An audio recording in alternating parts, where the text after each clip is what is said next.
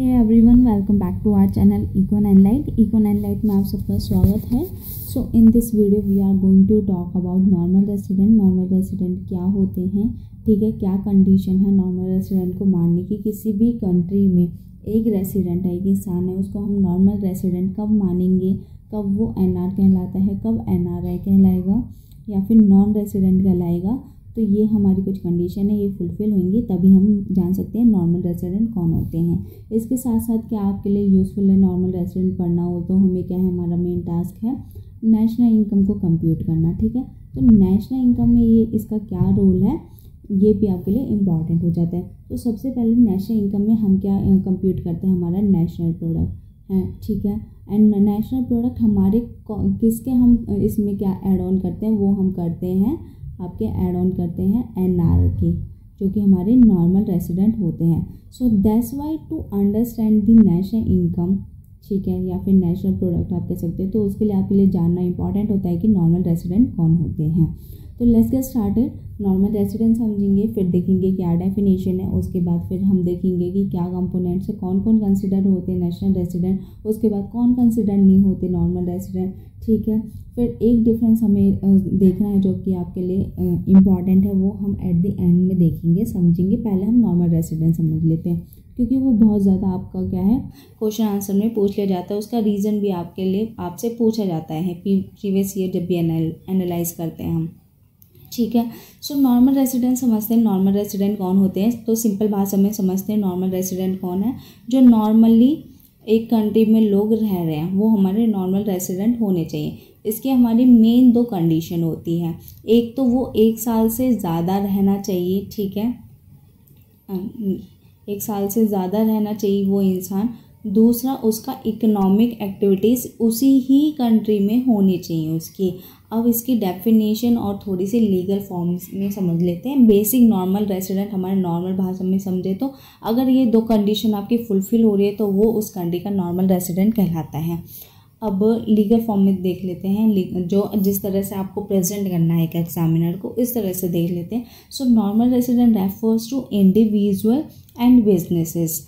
तो यहाँ से एक इम्पॉर्टेंट चीज़ और पता चला, खाली इंडिविजुअल को ही नहीं, आपके जो भी इंस्टीट्यूशन होंगे या फिर बिजनेस होंगे वो भी आपके नॉर्मल रेसिडेंट की डेफिनेशन के अंडर कवर होते हैं, ठीक है। बिजनेस की एंड इंडिविजुअल की दोनों की नॉर्मल रेसिडेंट की डेफिनेशन एक ही है, ठीक है। तो वो नॉर्मल रेसिडेंट कोई भी बिजनेस और इंडिविजुअल कौन होता है, जो कि रिसाइड कर रहा है किसी कंट्री में फॉर एन एक्सटेंडेड पीरियड।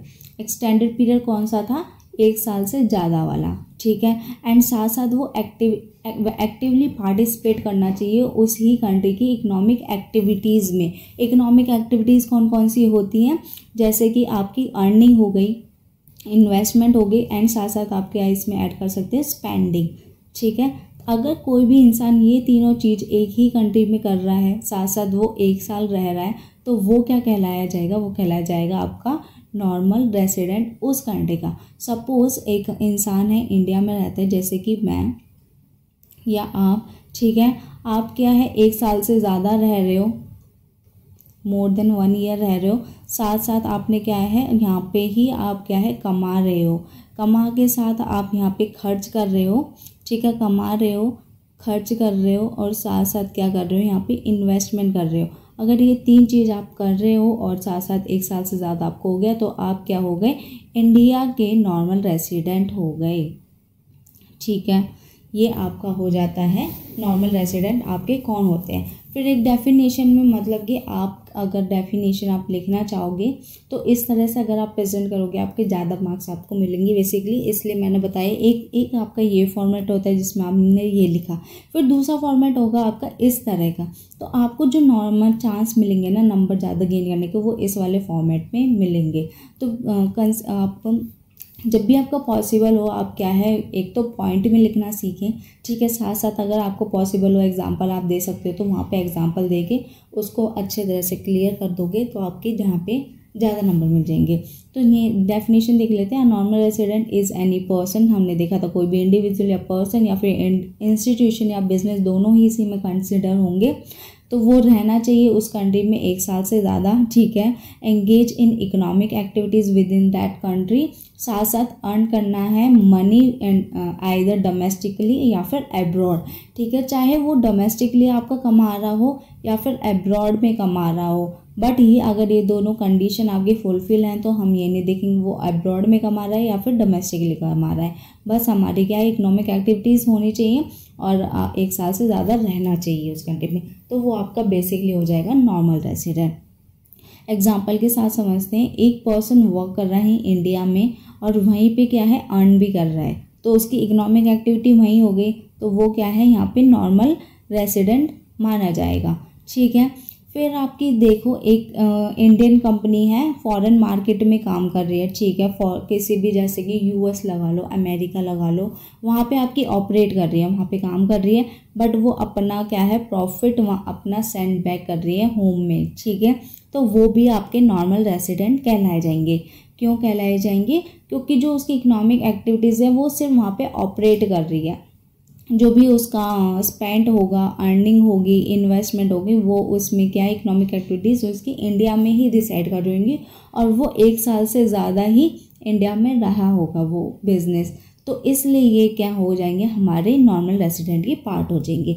अब देख लेते हैं कौन कौन कंसिडर हो जाएंगे नॉर्मल रेसिडेंट में एंड कौन कौन कंसिडर नहीं होंगे नॉर्मल रेसिडेंट में। तो नॉर्मल एक डेफिनेशन यहाँ से एक डिफरेंस है जो कि आपको पता होना चाहिए। एक आपके होते हैं नॉर्मल रेसिडेंट, ठीक है, दूसरा होता है आपका सिटीजन। तो इनमें क्या डिफरेंस है ये आपको पता होना चाहिए, कभी कभी सीबीएसई आपसे पूछ लेता है। तो नॉर्मल रेसिडेंट क्या होते हैं बेसिकली, जो आपके 1 साल से ज़्यादा रहे हों, ठीक है।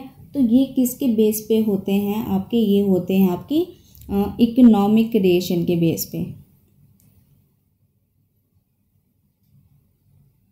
इकोनॉमिक क्रिएशन के बेस पे हम देखते हैं कि नॉर्मल रेसिडेंट कौन है एंड सिटीज़न कौन होते हैं। कि जैसे कि अनफॉर्चुनेटली आप इंडिया में पैदा हो गए, ठीक है, इंडिया में ही रह रहे हो, तो वो आपके क्या हैं, आप उस कंट्री के सिटीज़न माने जाओगे, ठीक है। तो ये आपके क्या होंगे, ये होंगे आपके लीगल क्रिएशन के बेस पे।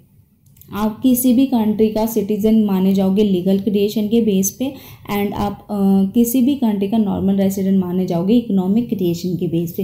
इकोनॉमिक क्रिएशन मैंने बता दिया क्या होते हैं, आप अर्न कर रहे हो, स्पेंड कर रहे हो, ठीक है। जैसे कि आप बॉर्न हुए हो किसी भी कंट्री में तो आप उस कंट्री के सीधे सीधे सिटीज़न बन जाओगे, ठीक है। आप क्या कर रहे हो, बॉर्न कर रहे हो, जैसे कि आपने इंडिया में बॉर्न करा, इंडिया में ही आप रह रहे हो, आजीवन आप रहोगे, तो इंडिया के आप क्या है सिटीज़न भी माने जाओगे और आप क्या माने जाओगे, नॉर्मल रेसिडेंट भी माने जाओगे, ठीक है। तो एक सिटीज़न क्या हो सकता है, सिटीज़न भी हो सकता है और नॉर्मल रेसिडेंट भी हो सकता है, बट एना जो नॉर्मल रेसिडेंट है वो ज़रूरी नहीं कि वो सिटीज़न भी हो। क्यों? कि जैसे कि आप बॉर्न तो हुए इंडिया में, बट आपका क्या है इकोनॉमिक जो इंटरेस्ट हो गया आपका वो आप जाके करने लगे अमेरिका में, तो यहाँ पे आप अमेरिका के क्या बन गए, नॉर्मल रेसिडेंट बन गए, बट आप सिटीज़न जो हमेशा रहोगे वो इंडिया के ही रहोगे, क्योंकि आप बॉर्न इंडिया में होगे। तो सिटीज़न और नॉर्मल रेसिडेंट में यही फ़र्क है कि सिटीज़न खाली आप बॉर्न होगे जिस कंट्री में, उस कंट्री के आप सिटीज़न बन गए वो लीगल क्रिएशन की वजह से, या फिर आपने कोई लीगल फॉर्मेलिटीज़ हैं किसी कंट्री का सिटीज़न बनने की वो फुलफ़िल कर ली तो आप सीधे सीधे सिटीज़न बन जाओगे। बट नॉर्मल रेसिडेंट बनने के लिए आपको 1 साल से ज़्यादा रहना पड़ेगा उस कंट्री में, साथ साथ उसके साथ आपको इकोनॉमिक एक्टिविटीज़ में भी पार्ट लेना पड़ेगा उसी कंट्री में, ठीक है। तो नॉर्मल रेसिडेंट और सिटीज़न आपके सेम नहीं है, ये डिफरेंट है। बट एक पर्सन सिटीज़न है और साथ में नॉर्मल रेसिडेंट है, उसके साथ क्या है वो सिटीज़न भी हो सकता है। बट एक पर्सन नॉर्मल रेसिडेंट है बट ज़रूरी नहीं कि वो क्या है सिटीज़न भी हो उसका, ठीक है। सो ये नॉर्मल रेसिडेंट और सिटीज़न अलग अलग चीज़ हैं। फिर देख लेते हैं कौन कौन आपका नॉर्मल रेसिडेंट में आता है, कौन कौन नहीं आता। सबसे पहले तो 1 साल से जो ज़्यादा इंसान रह रहा है किसी कंट्री में वो आपका नॉर्मल रेसिडेंट बन जाएगा। फिर कोई भी फॉरेनर है, ठीक है, कोई भी अब्रॉड से आया है वो भी 1 साल से ज़्यादा रह रहा है और वहीं यहीं पे काम कर रहा है, तो वो आपका क्या हो जाएगा, नॉर्मल रेसिडेंट हो जाएगा। फिर क्या है यहाँ पे इंडियन बिजनेस और जो कि ऑपरेट कर रही है डोमेस्टिकली या फिर अब्रॉड, या फिर वो ऑपरेट कर रही है खाली डोमेस्टिकली, बट उसका जो आपका इंडियन बिजनेस का है वो उसका बॉन्ड आपका क्या है, जो कि आपके एक वर्ड बोलते हैं, मुझे याद नहीं आ रहा, मतलब कि एक बताते हैं ना कि ये सेपरेट लीगल एंटिटी है इसके हिसाब से। तो वो जो वर्क होता है वो उसको रजिस्टर करना किसी बिज़नेस को, अगर वो इंडिया में ही हुआ है तो वो इंडिया की ही बिज़नेस मानी जाएगी, चाहे वो आपकी डोमेस्टिकली ऑपरेट कर रही है या फिर अब्रॉड में ऑपरेट कर रही है। फिर आपके माने जाएंगे गवर्नमेंट इंस्टीट्यूशन जो कि फंक्शन कर रहे हैं आपकी कंट्री में, तो ये सब आपके क्या है नॉर्मल रेसिडेंट माने जाएंगे। ठीक है, कोई भी एग्जांपल के साथ समझ लेते हैं। एक इंजीनियर वर्कर है जो कि जापान में काम कर रहे हैं, बट उसे क्या है 6 महीने ही हुए हैं, तो जापान में तो भले ही काम कर रहा है बट उसे 1 साल से ज़्यादा नहीं हुआ, तो वो वहाँ का नॉन रेसिडेंट माना जाएगा जापान का। और किसका रेसिडेंट माना जाएगा, वो इंडिया का ही रेसिडेंट माना जाएगा।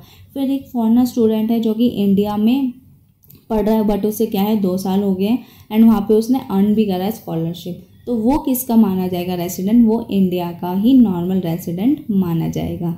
ठीक है, क्योंकि उसे 2 साल हो चुके हैं।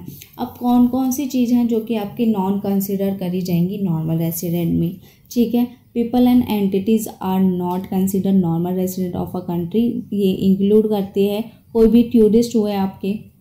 टूरिस्ट क्या है स्मॉल पीरियड के लिए ही आते हैं, 1 हफ्ते 2 हफ्ते 3 हफ्ते 4 हफ्ते, इससे ज़्यादा नहीं रहते, तो 1 साल से ज़्यादा तो वो डेफिनेटली नहीं रहेगा कोई भी टूरिस्ट किसी भी कंट्री में, तो इसलिए वो क्या हो जाते हैं हमारे नॉर्मल रेसिडेंट।